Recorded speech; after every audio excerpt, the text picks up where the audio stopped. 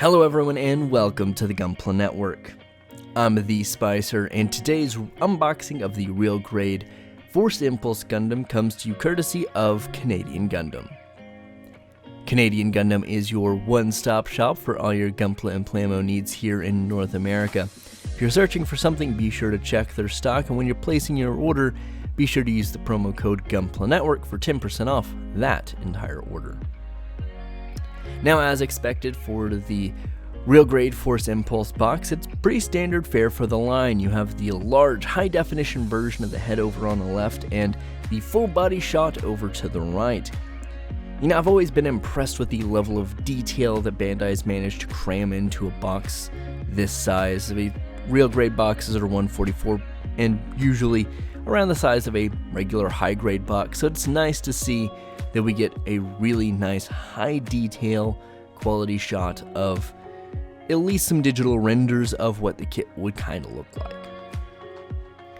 Now, taking a more detailed look at the head unit, we get a nice taste of those top cameras, the bright green eyes, and of course the little surface details that are all scattered about. If we move over to the right hand side of the box, moving on to the full frame, we get treated to a nice representation of what the kit can look like when it's all done up with decals and attached with that streamlined flight pack known as the Force Silhouette Pack. Now, it should be noted, without that unit, the actual base Gundam goes back to being the regular old Impulse Gundam, or technically more accurately, the ZGMF X56S Impulse Gundam. Now you throw the flight pack on and an A or an alpha sign and you get the Force Impulse Gundam. Well, this actual individual package doesn't come with the other two equipment options. The Force Impulse does have the most screen time in the series by a country mile. Like its predecessor in the Strike Gundam, the Impulse relies on gimmicks more than sheer power. Still keeps the multiple equipment packs for different combat scenarios gimmick, but also adds a full-on transformation reminiscent of the RX-78-2's core block system. This little Gundam is packed to the gills with gimmicks.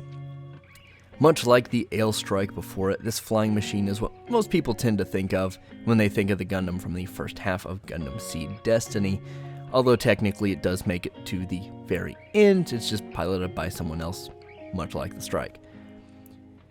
On the long top side of the box, we're treated to the inner frame, which is largely the mini master grade style instead of the pre-molded frame, and we get a little bit of the transformation gimmick in there with the core splendor and everything. And of course, over on the far right side of the box, we do have the completed version of the model kit next to all of its runners.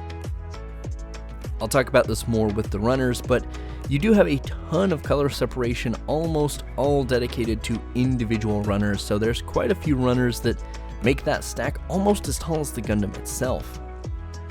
Now, around on the other side, we have some sweet action poses that you can pull off, a lot of them taken straight out of the animation. Well, there is one boring shot of the back of the model kit once it's all completed. It does show us all the important parts of the Force Silhouette unit, so all the thrusters, the back of the wings, the moving parts, all that fun stuff.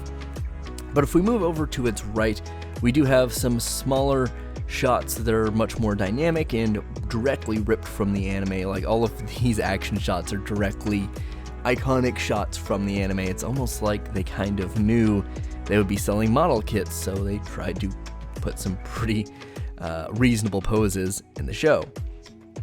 And then, of course, all the fun warnings that none of us can read, or well, at least I can't read. So I guess be careful. Now, once we've got all the plastic off and the box open, the actual runners themselves, like I said, are pretty diverse. In terms of plastic, the A plate is the only one with multiple colors on it, which is not super rare, but somewhat odd for a colorful mobile suit like this. We've got standard dark gray, some light blue, some clear, and a rather orangey tone of yellow down on the end. The B plate is the only one that is two pieces other than the beam sabers, and this is the only one that is the advanced mobile suit joint system. So only two parts of that cursed system are left in this kit, and I'm ecstatic about that. C1 is an entirely off-white plate, or maybe slightly closer to a cream color, that includes the top of the silhouette flyer, the outer part of the shield, and a variety of armor pieces for the arms and legs. The C2 plate is pretty much just the same thing. The D1 plate is a slightly different shade of dark gray and most notably houses the inner frames, especially the parts down on the calves of the mobile suit, with the D2 plate following with most of the same parts. There are two identical E plates with a slightly different shade of white for that signature real grade color separation. The F plate, or F1, is all red, featuring most parts of the Force silhouette pack, with F2 doing the exact same thing. G1 is somewhat impressive as it is the only plate on this model kit that is the dark blue color, which makes up a good variety of portions of this mobile suit, and it's a fairly small plate, so pretty interesting to see what they were able to do with that. Now lastly, in terms of plastic, we have the H plate, which is all in black, making up the rest of the Force silhouette pack. Now, I will say I did forget to film the beam sabers, but they're beam sabers, we've all seen them before. You can use your imaginations. Now, we're treated to the traditional real grade decal sheet with some nice metallic stickers for all of the joints, and of course the nice little warning marks and logos that go all over the body if you want to do that. The manual, of course, has the same box art from the front of the box, and it is still looking sharp here on the manual.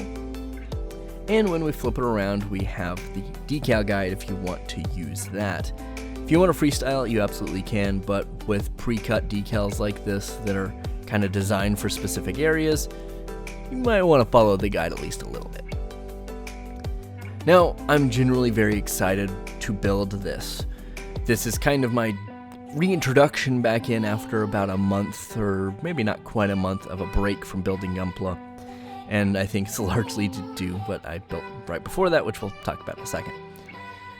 And well, Gundam Seed Destiny's had its problems as a series. I've always enjoyed the mechanical designs, and I think a lot of people are in the same boat. Even stuff like the Goofs and the Zakus that are pretty much just adaptations of the originals are really nice updates and really solid in their own right. And the Impulse Gundam and its variants are the same way. They're distinctive enough from the Strike, yet still kind of having the same vibe that the Strike gave off. While maybe not as iconic, is still a really, really nice design. I'm really excited to have something that's a mini Master Grade style, because the last two kits I built were the Real Grade Freedom and Real Grade Justice back to back, and I have to say, I'm really looking forward to not missing that advanced joint system at all. Just, the build wasn't awful, but like posing them and parts popping off and just the whole like joint system not moving super well, even if you're being careful, it was just kind of a nightmare, and I don't think I'll be posing either one of those kits anytime soon. Which brings me to one thing I'm actually really interested in this kit to see how the main body is going to work with the Core Splendor. I know this gimmick has been done in the past as early as the RX-78-2 and as recently as the Crossbone Gundam, but I still have to say I'm a little skeptical. I feel like some kits are really going to hit it out of the park with something like this and others won't. Now, of course, from what I've heard, this seems to be a slam dunk, but I'm still a little skeptical, It seems like the posability is there, but is the stability? Am I going to want to pose this? Is this a set it and forget it type kit, or am I going to take this off the shelf and play with it from time to time and get some really good shots photography-wise and video-wise, and really get to see what this kit can do, or am I just going to get frustrated and lose pieces? I'm looking at you, Justice Gundam. But you can find all that out on the next episode of the Gunpla Network Reviews. In those comments down below, tell me what you're excited to see out of this kit, and if you've built it, hit me with some tips. Like I said, I'm coming back in somewhat fresh after about a month of not building, so if you've built this and there's some parts I need to look out for, let me know, because I don't want to break them. I've been the Spicer here on the Gunpla Network, and as always, friends, keep on building.